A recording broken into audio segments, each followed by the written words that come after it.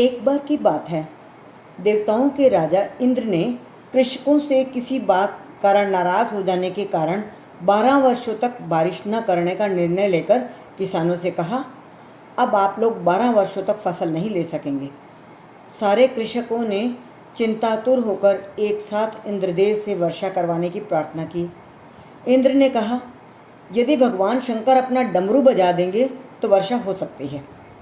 इंद्र ने किसानों को ये उपाय तो बताया, लेकिन साथ में गुप्तवार्ता कर भगवान शिव से यह आग्रह किया कि आप किसानों से सहमत न होना। अब किसान भगवान शंकर के पास पहुँचे तो भगवान ने उन्हें कहा, डमरू तो 12 वर्ष बाद ही बजेगा। किसानों ने निराश होकर 12 वर्षों तक खेती न करने का निर्णय लिया। उनमें से एक किसान था जिसने खेत में अपना काम करना नहीं छोड़ा।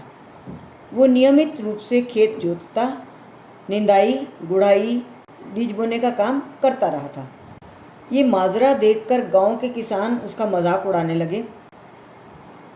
कुछ वर्षों बाद गांव वाले इस परिश्रमी किसान से पूछने लगे, जब आपको पता है कि 12 वर्षों तक वर्षा नहीं होने वाली, तो आप अपना समय और ऊर्जा क्यों नष्ट कर रहे हैं?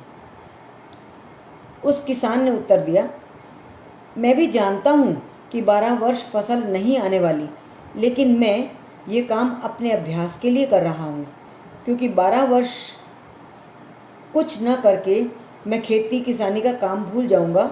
मेरे शरीर में श्रम करने की आदत छूट जाएगी।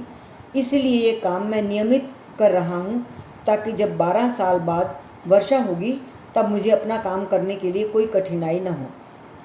ये तार्किक चर्चा माता पार्वती भी बड़े कौतूहल से सुन रही थी। बात सुनने के बाद माता भगवान शिव से सहज बोली, प्रभु, आप भी 12 वर्षों के बाद डमरू बजाना भूल सकते हैं? माता पार्वती की बात सुनकर भोले बाबा चिंतित हो गए। अपना डमरू बज रहा या नहीं, ये देखने के लिए उन्होंने डमरू उठाया और बजाने का प्रयत्न करने लगे।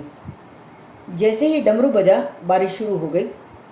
जो किसान अपने खेत में नियमित रूप से काम कर रहा था, उसके खेत में भरपूर फसल आई।